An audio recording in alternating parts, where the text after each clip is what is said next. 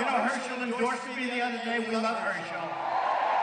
We could use Herschel here today, don't you think? For the game. So I said, we'll start this early because I want you folks to get out for the football game, but somebody said, no, we'd rather do this. Is that right? I don't know. This is some crowd, and there's so many people outside can't get in, which is only good for you because you know real estate. You did it. You did it. Amazing. Amazing. You know, a friend of mine from New York, a very rich guy, very wealthy guy, very successful. You would have heard of him. He called me up and he said, I hear you going to Atlanta today. It's all over the newspapers. I said, I am. How many people? I said, thousands, thousands. He said, do you have prepared remarks? And I said, no, not really. I have remarks. Our country's going to hell and we're going to fix it and make it great. And he asked me, he said, how do you do that? And I really mean this, and not just here. There's so much love in these places. When I go, we went to Dallas and we had 20,000 people with the Mavericks play, packed. And the love in that room. We went to Mobile, Alabama, we had 35,000 people. Mobile. We went, the other day, we went to Oklahoma, we had a band shell outside. It was rainy and rough, and we had, in fact, it was so bad I put the red hat on, like you people have. I didn't want to mess up my hair. It's true. But we had 20,000 people in Oklahoma. When we go to New Hampshire, when we go to Iowa, when we go to South Carolina, and I actually told my friend, there's so much love in the room. It really is. There's so much love in the room. It's like easy. It's not hard. It's fun. And I mean that. It's really amazing. Really amazing. So the one thing, and I have to tell you, and I say it all the time, because I like people to be aware of it. One thing we have to watch is, you know, I'm self-funding the campaign. I'm spending all my own money. I'm not asking. I'm turning down. I turn down millions and millions of dollars. In fact, it's so not like me. I'm like, you believe that I'm doing it? Why wouldn't I take it? Even though I don't need it, I don't want it, why wouldn't I just give them the money? Guys are willing. You know, when you're number one in every single poll in every single state,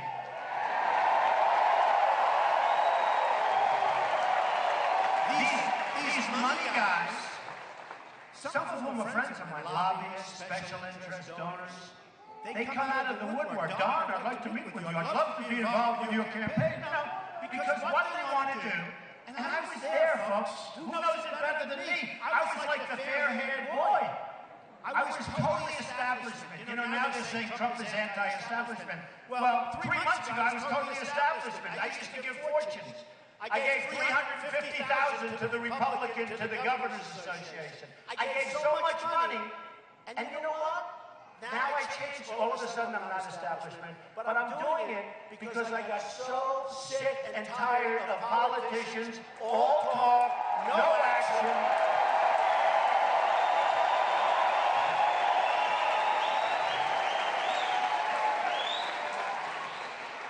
And you know, you had John McCain ran and it didn't work out. And frankly, you know, look, he tried. But honestly, he had a tough one because with what was happening when that election took place, that wasn't so easy. You have Mitt Romney, he really let us down. It was sad, because that was one that should have been won. I mean, he had a guy, a campaign manager, Stuart Spencer, that's terrible. And now he's selling a book, he's trying to sell a book. And he goes, well, I don't know if Trump is going to win, I don't think he's going to. This guy is a loser, I've been criticizing him for the last 2 years. And then they ask him questions, but you know, when Romney lost so badly, because I was hoping that he'd do great, and he should have done great. You had a failing president, and he should have done great. Somehow people weren't inspired. You didn't have rooms like this, believe me, that I can tell you. People were not inspired.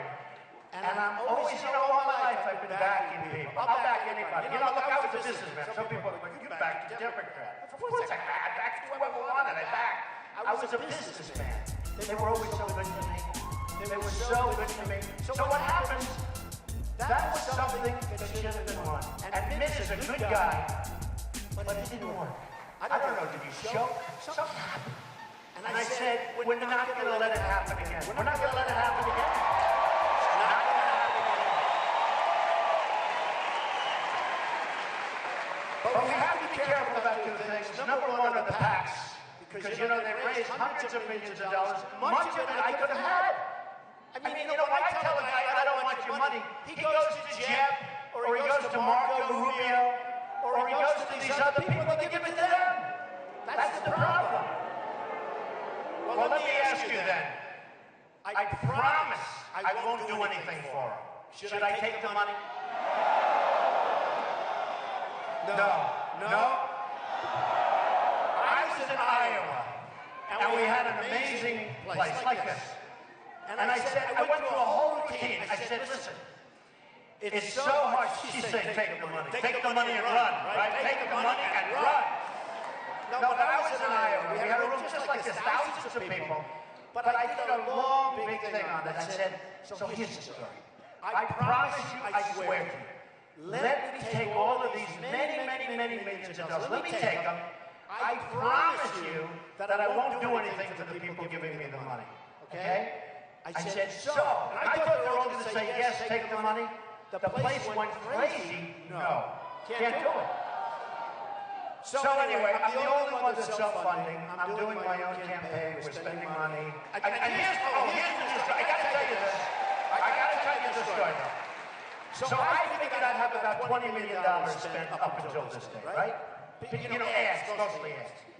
But I'm a business person. So on CNN, on Fox, on all the others, I'm like, they give me so much time. They give me, like the debate.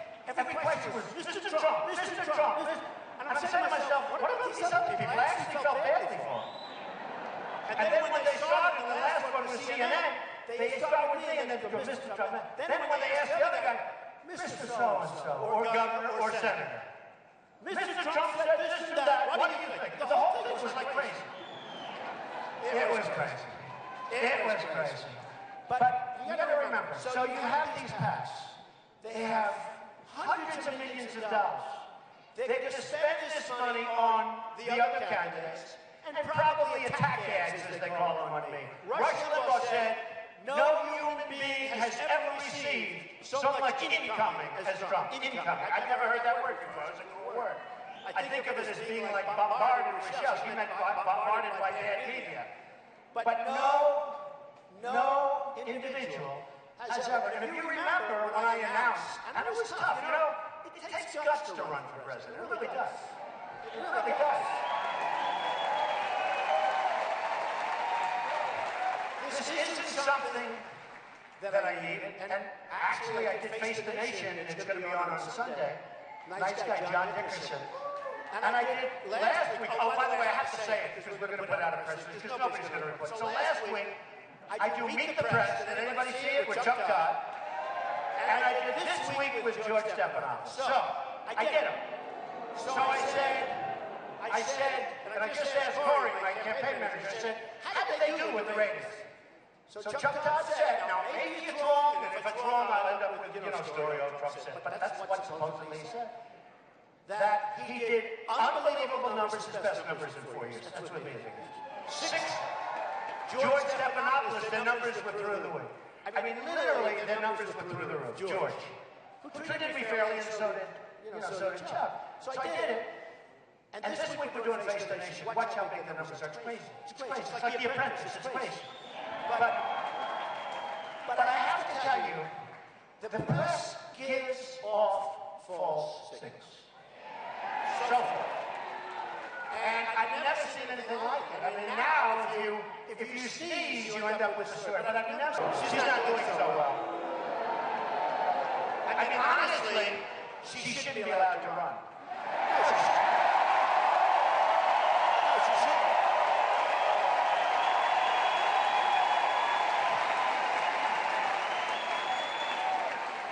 I don't think that the Democrats are going to stop her from running because the system is inherently unfair.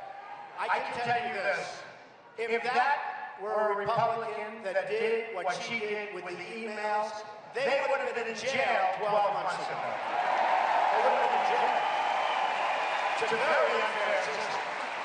It is a very, very unfair system. But I'm telling you, if that were a Republican, it's called jail time. Clink.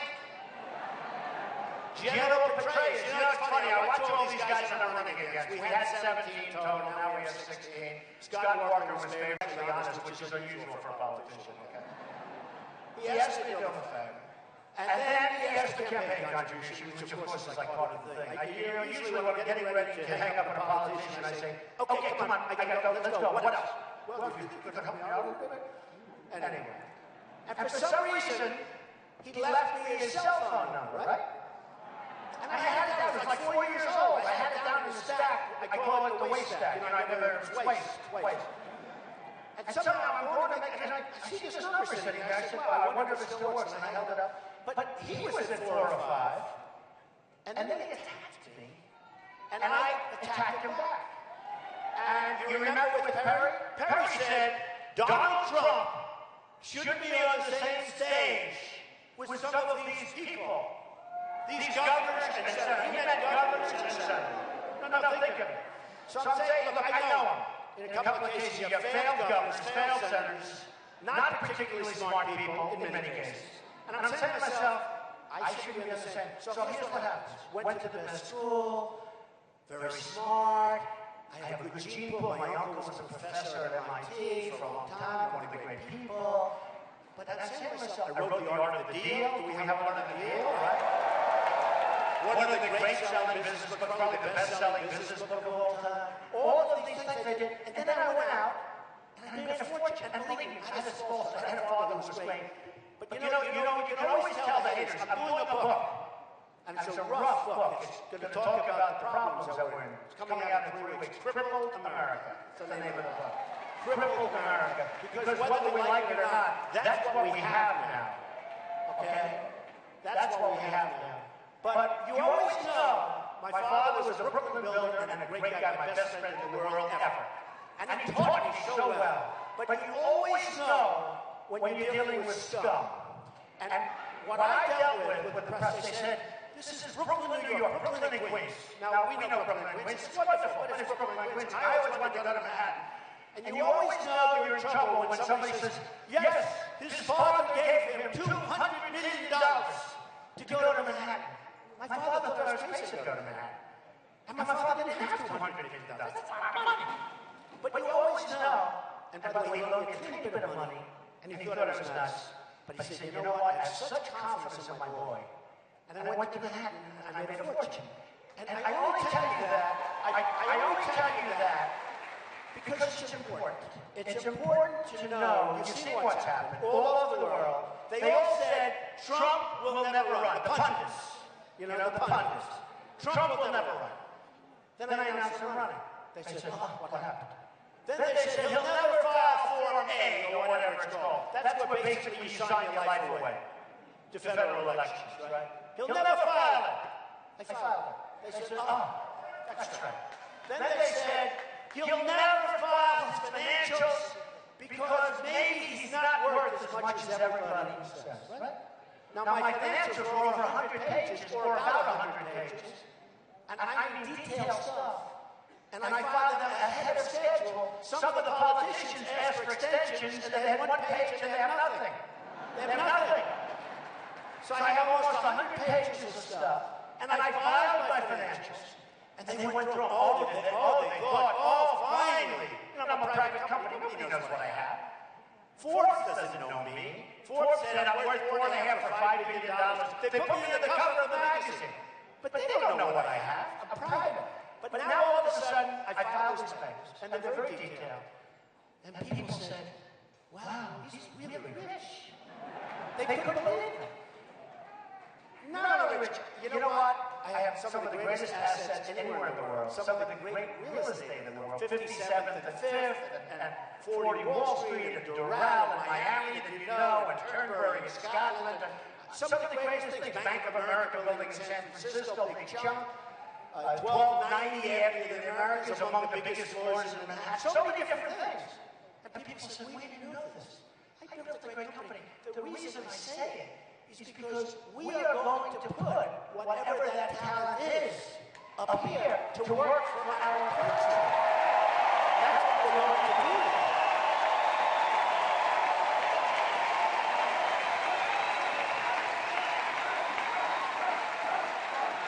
Because our country is in such trouble. Now, the thing that most amazed me, I was asked just a little while ago at the press conference. First of all, I'm with some of the greatest people. I'm with about 40 pastors and ministers that came here from all over. Where are they? Where are they? I love them. So much for us, and so great. They came from all over the country, and I love them. And they're just great people. We appreciate that you're here. Thank you very much. We so appreciate it. And Mr. 999, where is he? Come here. 999. When he said 999, I said, what the hell is that? But he had a good thing, right? Herman Cain. Great job. Thank you. Your family looks beautiful. Great guy. A great guy. So, we have to get the word out. And the word is going to be distorted to us. It's going to be distorted by money, and it's going to be distorted by the press. Because the press is very dishonest. Most of it. Very dishonest. These people back there with the cameras. See the people? Look at all those cameras back there. Look.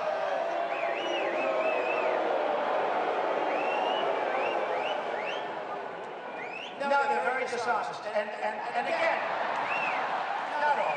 You'll see, like, you see the madhouse. There's Katie Turner of NBC, who's actually been better over the last couple of days. You have CBS, you have ABC, you have CNN, you have Fox, you have MSNBC, you have everybody.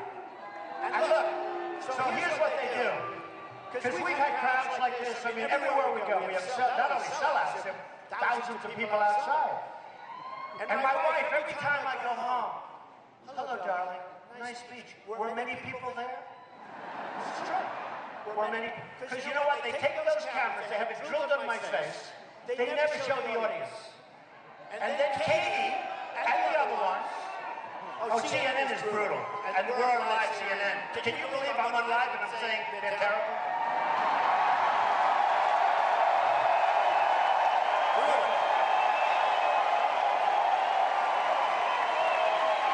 They're brutal. But it's the way it is. They are brutal.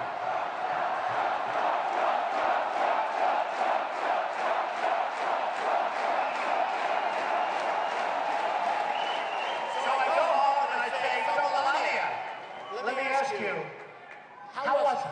You know, and people say he's got a big ego. Let me ask you, men, women, anybody up here? You're up here for an hour and a half. You're talking, you don't have teleprompters, I don't have teleprompters. Right? I always say, if you run for president, you should be allowed to use teleprompters. You should be allowed. Because you don't even know the guy's smart. He's reading. Ladies and gentlemen, thank you very much. This is wonderful. Speed that teleprompter up. Blah, blah, blah. I joke. But you shouldn't be allowed to use teleprompters. But I don't have speeches either. And I've gotten, good credit for that. But I get up because I'm speaking from the heart. If you read a speech, it's true. If you read a speech, or if you have these stupid teleprompters that black out. I mean, Hillary had one the other day. I never saw this one. She's outside, and it was sunny. And she's reading off the teleprompter, I don't like Donald Trump's tone. Now think of it. We have people whose heads are being cut off, they're being mutilated, maimed, they're being killed, our borders are a mess, crime all over the place, people being drowned over in Syria and other places, in jail because they're Christian. And we don't get them back, even though we give $150 billion to Iran because we have stupid leaders. And Hillary is reading off her teleprompter about tone. And Jeb Bush said the same thing. He said tone. But one thing, and I said, you know what I said to tone? We need tone. We need tone. These people, whether it's Marco or Jeff, it's all political stuff. So you get so tired of it. Carly, it's that, well, you know, that staccato, like a machine gun after 10 minutes. Oh, please. You can't take it anymore. And then you look at the records, it's one of the worst I've ever seen. She got worst CEO in history. Now, that's not a good sign. It's not a good sign, but she's a nice woman, okay. And Jeff is nice, and Marco's nice. But Hillary, as she's telling, and because it's outside, I don't know, they were massive, they were so big, and they were painted black on the back. Because it was outside, I guess, I never saw it. At least usually it's clear glass. And I saw the audience, of which they had about 200 people, by the way. They didn't have 10,000 or whatever the hell we have. I mean, this is a huge amount of people.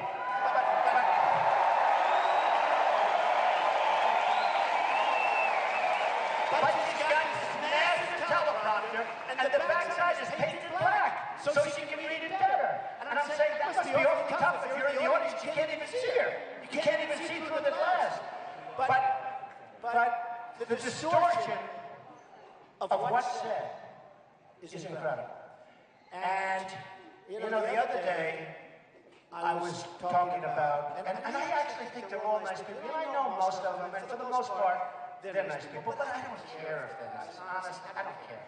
It's time that we get somebody, because I think I'm a nice person. I love people. I love people. I love the people in this room. I love people. And I think you can see I'm having a good time. I really am. You know, they said to Jeb Bush was like this. They said, are you having fun? Yes. They said to Marco Rubio, are you having fun? He's sweating like a pig. I never saw a guy sweat like this. The sweat is pouring down. Now think of this. Now we all agree Putin is a pretty tough customer, right? Who would you rather negotiate with Putin? Trump or Bush?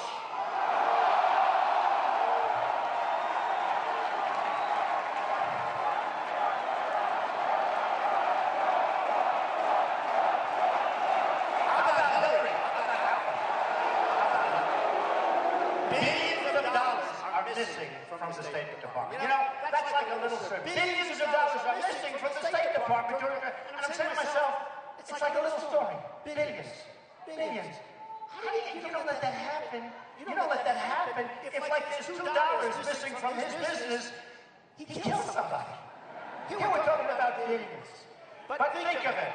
Hillary, and you know, you do need energy. You do need energy. And that goes for more than Jeff. You know, I said, Jeb is a low-energy individual. And we need strong. I think Rubio is a low-energy. But here's the problem with Rubio. When you sweat that much. Now think of it. So you have Putin, he's sitting over here. And he's waiting to kill the stupid Americans because he's been just destroying us so bad. So he figures out, and a guy walks in and he's soaking wet and sweating. Hello? Hello, can I have some water? And Putin's sitting there, what the hell kind of stuff is this? This is not exactly a poker player, folks. Not exactly a poker player. This is what we have. No, this is what we have. So, and I don't mean to pick on Rubio, because I think he's a nice person. I don't mean to pick on Jeb Bush. I think he's a lovely person. I think they're lovely people. But that's not going to make our country great, folks. Not going to happen. And Hillary is sure as hell not going to make our country great. It's going to be the same old stuff. It's always the same. It's whitewater. It's always the same. It's always like problems. It's always like they have problems. So, let's get back to my 2 points. So, we have 2 pretty big problems. The press is totally dishonest, meaning a big portion of them. And you're going to have hundreds of millions of dollars of ads, both positive and negative. In fact, I'm leading the polls, and somebody came back to me last night, they said, oh, Mr. Trump, I think it's over. I think you've won. I said, no. When you have $200 million of attack ads, who the hell knows what's going to happen? I don't know. They'll make up this crap. And by the time you prove them wrong, you know, what difference does it make? Because it's lies. It's horrible. So you have hundreds of millions of dollars of phony advertising given to these PACs, which, by the way, are a disgrace. By the way, you know the candidate's not allowed to talk to the PAC, right? they're not allowed to talk to the PAC. You think that Bush is talking to his PAC? Do you think that Hillary is talking to her PAC? Not allowed to, by the way. Not allowed to. I don't. Somebody said I have 5 or 6 PAC people for me. I don't even know who they are. I have no idea who they are. I saw 2 guys on television that said, yes, we're in charge of such and such a PAC. I said, who are these people? But we have a problem where you're going to have a lot of false messages put out over the next 3 or 4 months. And I love the people in Iowa, love the people in New Hampshire, love the people in South Carolina. Those are your first 3. Doing great there, but I just don't know. You know, I had a very bad situation. I had this crazy Club for Growth. You ever hear of it, Club for Growth? It's a conservative think tank. Well, I never heard of it. But I heard it was, so they wanted to come up and see me. They came up to see me. You know what, when they say Club for Growth, you know what they're talking about? The growth of their wallet. That's what they're talking about. So the guy comes up to see me, tells me about the Club for Growth. I'm falling asleep listening to him. He's the president. I think he used to be a congressman, so he's well trained. I think he used to be a congressman. And that was it. Then he asked about money and would we make a contribution. I said, really? Hey, we can have millions, but you know, you still like to watch your money, right? Don't we watch our money, right? You don't want to be stupid. So anyway, I forgot about him, totally forgot. It was not a memorable performance he gave. Then what happens is, a week later or so, I get a letter from the Club for Growth. Would you contribute $1 million to the Club for Growth? I said, are these people crazy? Who are they? And I forgot about it, we told him no. And all of a sudden, he has a news conference attacking me. That's politics. And then in Iowa, very dishonest people in this business. You know, I'm in real estate, and a lot of Manhattan real estate, and real estate all over the world. And you know, those are tough cookies. They're like little babies compared to these crooked politicians and the crooked press. They're really babies. So you have a problem. So we're going to have a lot of ads come out. And the reason I talk about it is so that when you watch television and you see an ad paid for by the group for so-and-so, which you know is one of the candidates, remember it's a phony deal. Just remember. The other thing is this, and important. When the press covers this event today, you watch. They'll never say how many people are here. Although if it's somebody other than me, they might. Because I saw the other day in Las Vegas, I had a packed house. Did a great job, got great reviews locally. But the national press, it was amazing. It was an amazing event. Now, what I tell the press to do all the time, because they keep, I told you my wife to finish that, so I say, how was it? How was it? And they go, and she goes, were there many people? Now, what they do is they put on your face, and they refuse to do. So what I'm going to do is span out. Span out. Show them the crowd, press. Show them the crowd. Show them the crowd. Look, they're not turning the cameras. They don't even turn the cameras. They don't even turn the cameras because you know what? They're very dishonest people. They're very, very dishonest people. Why don't you span it? Span it. They're very dishonest people. So they get up and they talk about things, but it's a very unfortunate thing. So what I'm saying and what I learned and what I told my friend before, it's amazing how smart the public is. Because the public gets it. The public gets it. We have a little incident where I go and meet the press last week. Now, he said it was the highest ratings he's had in 4 years. Don't hold me to it. But Chuck Todd told my guy it was their highest in 4 years. George Stephanopoulos said something like this, and it was like 8 million between the 2 shows. Watch how good Face the Nation does this weekend. I'm sure that CNN loves hearing that commercial. Watch how good it does. So just think of this. So we have a situation where we, all together, are being fed so much false information. So much false information. One of them is crowds, which isn't even the big deal. But, you know, if you say there are, I don't know, 8, 9, 10,000 people here today, nobody knows. And they say, yes, Donald Trump had a small crowd, not enthusiastic. And I'm saying, isn't that terrible? We have one. It's a really dishonest group, Politico. Did anybody read that crap? It's losing a shirt. I hear that. So we have this guy I don't know his name. Ben Schreckinger. Every single article is a horror show. I'm winning the polls. He said, I should have done better. And he goes, the other day they call up, we want to do a story about Mr. Trump's businesses, but just the ones that didn't do that well. So we say, what about the hundreds that did great? No, we're not interested in them. And he actually gave this statement in an email. It goes without saying that he's done well. It goes without saying. Talking about, well, that goes without saying, so we don't have to write about that. And by the way, one of the things I'm most proud of, when I got caught in depressions, recessions, I had friends that went bankrupt, they're gone, never to be seen again, I never did. But when I got caught in recessions, depressions, and I'm building a $2 billion building or $1 billion building, I always came out great. I always came out great. Don't worry about the banks. These are tough people. They can take care of themselves. They can take care of themselves. But I always came out great.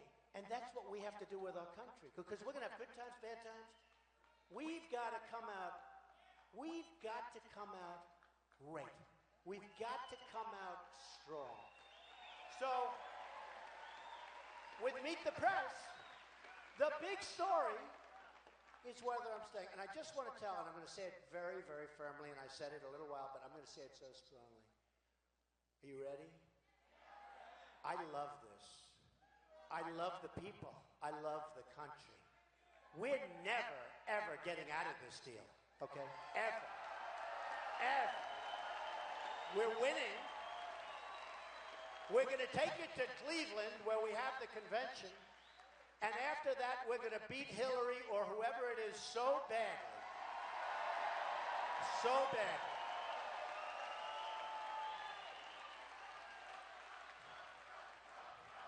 Thank you. Thank you. No, I wanted to make it clear. I wanted to make it clear. I really wanted to make it clear because I love doing it, but I don't love doing it because I'm having fun. I love doing it because of the end game. Because I know, just like all of these red hats and the white hats make America great again, I know we can do that. I know 100% we can do that.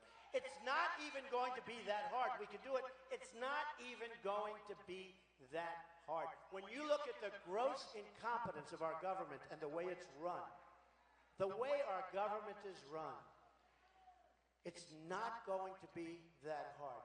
Let me give you a few examples. And I put in a tax plan, and it's been met very nicely. I mean, it's a very big tax cut. It's going to be, I think, very dynamic for the country and for the economy. And a lot of people have said, really fantastic. And of course, you're always going to have critics, but a lot of people have said, great. But more importantly, we're going to do a lot of cutting. We're going to get rid of Common Core, which a lot of people...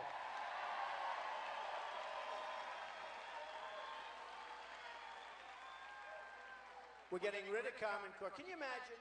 There are those that really believe that your children sitting here in the middle of Atlanta or any place else, New Hampshire, Iowa, South Carolina, no matter where we go, I have the same thing. I have the same thing. They want to have parents' meetings with the teachers, with the principals. You know, the United States is 28 in the world in terms of education. And yet we spend more per student by far than any other country. So we spend more money by far than any other country. And yet we're 28. And then you have a Jeb Bush and you have others that I'm running against. I'm trying to be so nice to these Republican people. I really am. I'm doing my best, but it's hard sometimes. Because you have these people, they want Common Core. Why they want it, who the hell knows? Because it's not even close. So we're going to get rid of Common Core. We're going to build up our military so strong and so powerful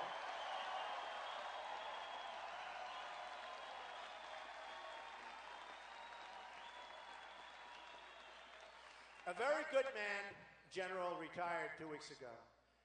And he said the Army is the least prepared in its history. You heard the quote. Our Army today is the least prepared in our country's history. Now, this is from a general who's in there. He knows. We don't know. He knows. I sat there and listened. It's hardly covered by the press. That's an unbelievable. To me, that's front page, and there should be no other story.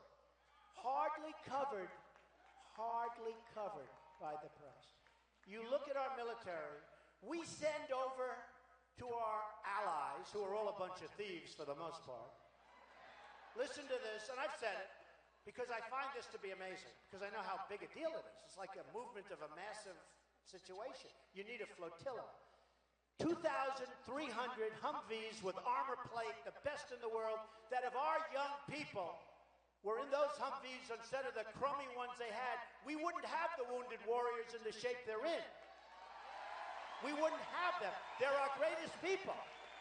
They're our greatest people. So we give them to our allies. A shot is fired in the air, and the enemy takes all of them because our allies run, ripping their uniforms off, running, leaving these unbelievable, expensive machines. But we're not talking about 3 machines. We're not talking about 5. I thought it was like, they didn't say 2,300, did they? 2,300 Humvees, heavy armor plate, the best in the world. Because we can do it better than anybody, folks, that I can tell you. The best in the world. A shot is fired in the air, and everybody flees, and the enemy takes it over, says, thank you, stupid president. Thank you, stupid Congress. Thank you, unbelievably stupid everybody. I just cannot understand how we can allow it to happen.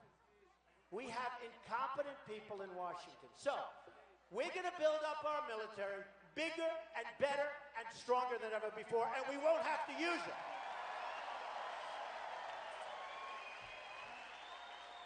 We're going to take care of our greatest people, our veterans. We're going to take care of them. Thousands are dying waiting in line. Thousands are dying committing suicide. Thousands. The reports are unbelievable. I don't even like talking about it. The reports are staggering. They're staggering. Our vets are not being treated properly. Illegal veterans are being treated better in many cases. The illegal immigrants, let me just tell you, illegal immigrants are being treated better in many, many instances than our great vets. It can't happen. It can't be that way. It cannot be that way. So our vets are going to be treated great. Our military is going to be strong. We are going to have a border where people cannot come into this country illegally. We're going to have that border.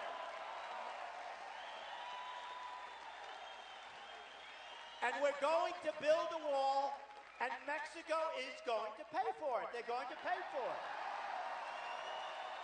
And it's going to be a real wall. It's not going to be one of these jobs I saw the other day where trucks are going. They build a ramp, and they have trucks loaded up with drugs going back and forth. What are we doing? What are we doing? And I love Mexico, and I love the Mexican people. I have thousands of Mexican people and people from all over. But I have thousands of Mexican people working for me. They're incredible. Their spirit, their everything. They're great. But their leaders are too smart for our leaders. We don't know what we're doing. And every time I say, we're going to build a wall, everybody loves it. I say, Mexico's going to pay for it. And our stupid politicians say, that's not possible. That's not possible, they say.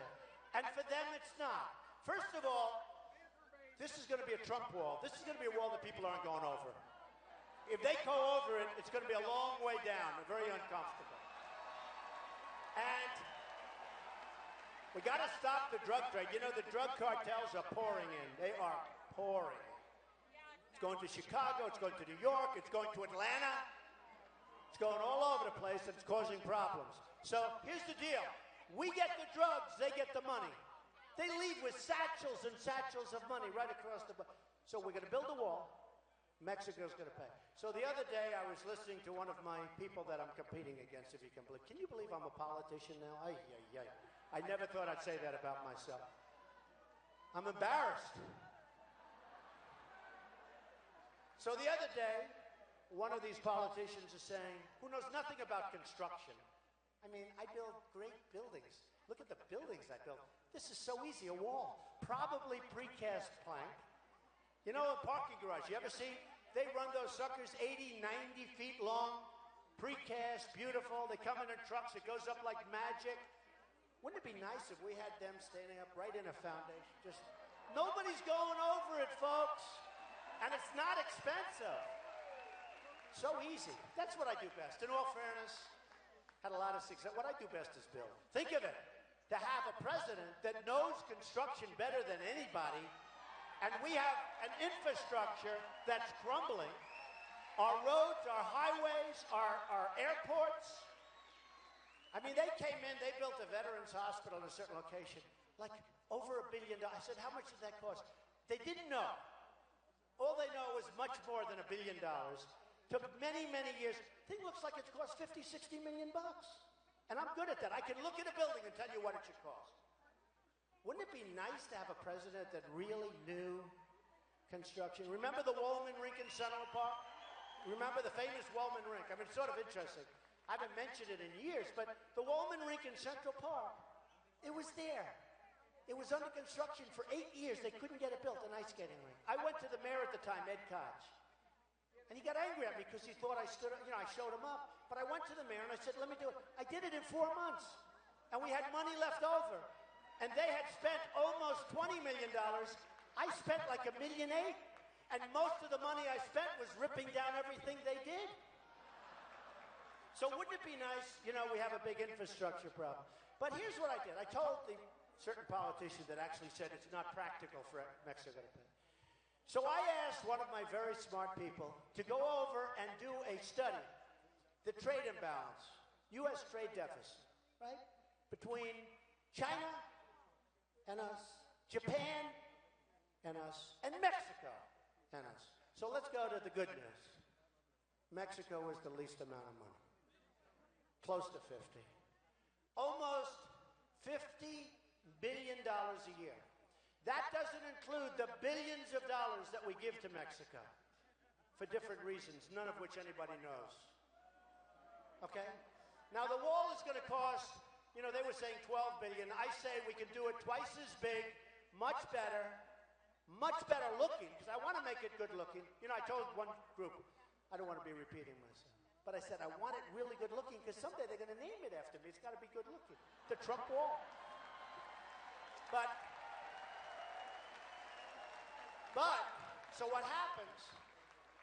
So we're almost 50. It said 45, but almost $50 billion trade deficit with that. And that does not include the drugs. You probably can add another 50 for that.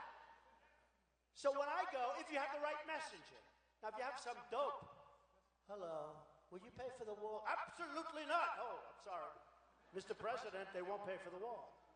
Trust me, they'll pay for the wall. And you know what? I love Mexico. They're going to pay for the wall. You know why? Because they're ripping us off to the tune of hundreds of times what the wall is going to cost. Now, you need the right messenger. You need a person that can deliver the message. So let me just tell you. So Mexico is actually 45 billion, like 50. If they tell you 45, we know it's a lot more. Do we agree? If they say we have a deficit of 45, it's probably double that, but let's say 50. So we lose $50 billion trade deficit with Mexico. Japan, exactly. I think this guy's heard this before. $75 billion. $75 billion. $75 billion with Japan. Again, if they say 75, it's more. So what happens, and I've said this, I'm in Los Angeles 3-4 weeks ago, I see the biggest ships I've ever seen. The cars are pouring off these ships from Japan. We give them nothing. What do we get? We give them beef. It's true. You know what it is? A tiny fraction of what they give us. So they're making a fortune, and here's the beauty. China, $400 almost billion a year. And this has been going on for years. And then I watched Obama, our trading partner, China. I don't want partners like that. Our trading partner. So I have the smartest guys on Wall Street who are friends and enemies of mine. I don't care if I like them or not. Do we care if they're nice people? No. I have the smartest people on Wall Street. They're all lined up. We have the greatest negotiators in the world. We have the smartest people, but we don't use them. We use clowns. We use people that have no ability. We use ambassadors. We use Carolyn Kennedy in Japan. She's a very nice person because my daughter Ivanka said she's very nice, so I love my Ivanka. So if she says she's nice, she's nice. But we have Carolyn Kennedy. She's our primary trade representative. She's the ambassador to Japan. She didn't even want the job. They said, would you like it? She felt she was totally ill-equipped. But since when does that bother anybody? So you look at that, you look at what's going on there. If we can make those deals much better, I don't even say they have to be perfect, okay? How do you go from losing $400 billion to making money? I mean, that's like pretty tough, right? Even for my guys. Even for my guys. But if we can bring those numbers down massively, I don't mean like 399.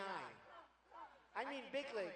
And then over a period of time, ideally not too long, we bring them down, so even if it's a break even, do you know the kind of money that you're talking about? I have great relationships with China. I have tenants in my buildings that are China. The biggest bank in the world is my tenant in New York. I know China very well. They can't believe they're getting away. They tell me, we can't believe we get away with it. They can't believe it. So I know these people. We can straighten out much of the economics of our country just by negotiating some of the bigger trade deals. Because if you look at China alone, you know, I said to a friend of mine, and he said, that's the coolest quote I've ever heard. I didn't mean it to the other way. I said, what China has done to the United States may be the greatest theft in the history of the world. I think it is. They've taken our jobs. Think of it. Think of it. They've taken our jobs. They've taken our money. They've taken our base. They've really taken our spirit. We feel horrible. I mean, every time you look, they go up 7, 8, 9, 10, 12%. Our first quarter, we were even. Who ever heard of even? We have more people coming in. We have more people coming in. And we're going even. How do you go even? Our first quarter, we were actually even. Our GDP. We can't let it happen. So I have the greatest people in the world lined up. So what we're going to do is the following. We're going to cut taxes. We're going to take care of our military. We're going to take care of our vets. We're going to repeal and replace Obamacare, which is a disaster. Which is a disaster.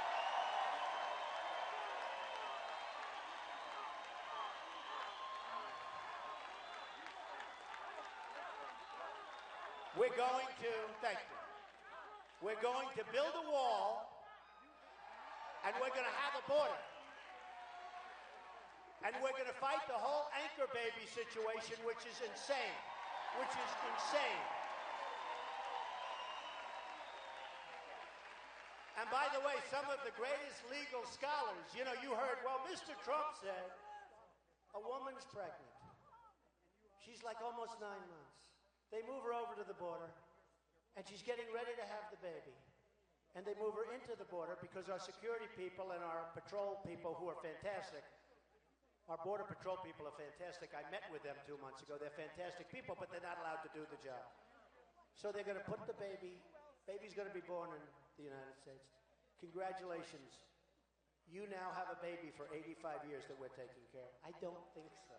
I don't think so. And this isn't Mexico. This is many countries. This is from Asia. This is from all over South America. I mean, the problem we have is we have a porous border. That's the problem. But this is from all over. But that's not what the 14th Amendment says. And in this, I have to tell you, I was a little surprised because a lot of people thought we needed a constitutional amendment because we always heard, if you're born here. Well, if you're born here to a person that's illegal, then it's violated, it's it. And the greatest scholars, legal scholars of the world, are telling me now that I'm right. The only one that's not telling me I'm right are the lawyers that you watch on television, the television lawyers. But I knew it couldn't be this way. So we're going to end it. Hundreds of thousands of people are born on our soil, and we say, congratulations, we're taking care of them for 85 years. I don't think so. I don't think so.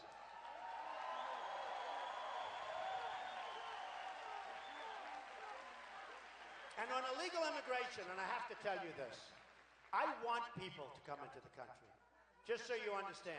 I'm not saying nobody can. I want people to come into the country, but I want them to come into the country legally. Legally.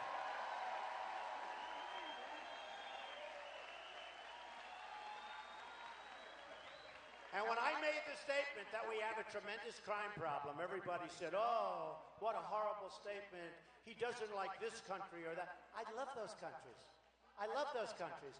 But then you had Kate in San Francisco. Magnificent Kate, shot in the back by a guy that's been shoved over here 5 different times. You had Kate. You have so much other. We have massive crime, and people didn't want to talk about it. And had I not brought it up at my opening, you wouldn't even be talking right now about illegal immigration, and it's become one of the biggest factors. One of the biggest factors. So I want people to come in. I want people that go to Harvard and all of our great colleges. When they're finished and they do well, we force them out of our country. I want them to stay if they want to stay, and many of them want to stay. Let them stay. Let them go to Silicon Valley. We want great people to stay in this country. So, this has been an amazing experience for me. The whole thing has been, from day one, from the time I started, where everybody said, he'll never do it, till now, where we're not leading by a little bit, not a little bit, we're leading by a lot everywhere. Everywhere.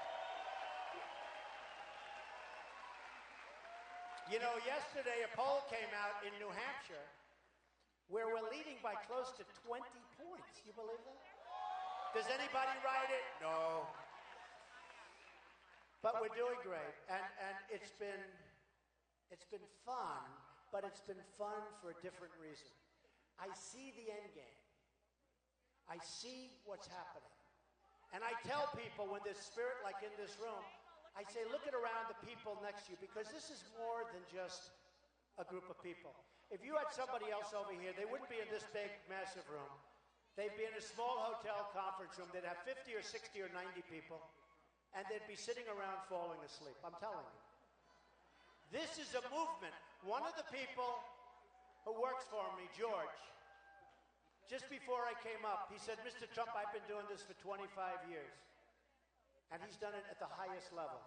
He said, I have never seen anything like what's happening with your campaign. I've never seen anything like that. I've never seen anything like that.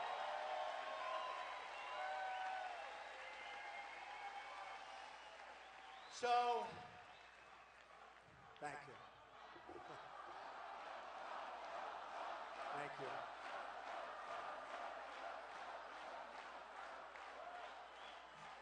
Thank you. So, we're going to get out. We're going to get to work. We are going to work so hard. I am going to spend whatever money is necessary.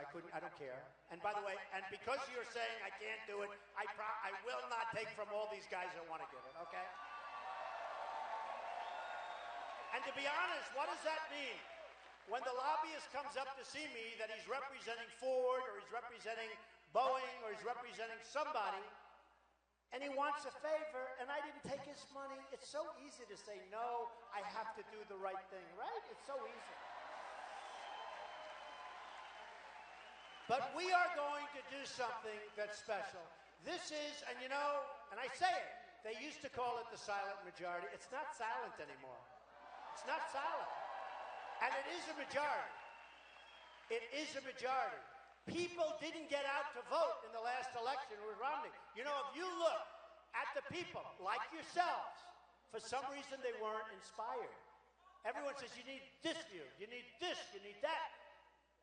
If the people got off their sofa and voted, the Republicans would have won. They weren't inspired. Something happened where they weren't inspired.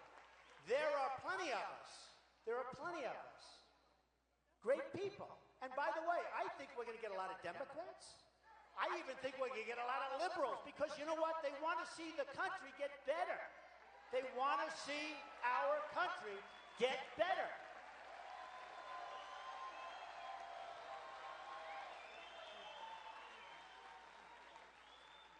So I want to thank everybody for being here.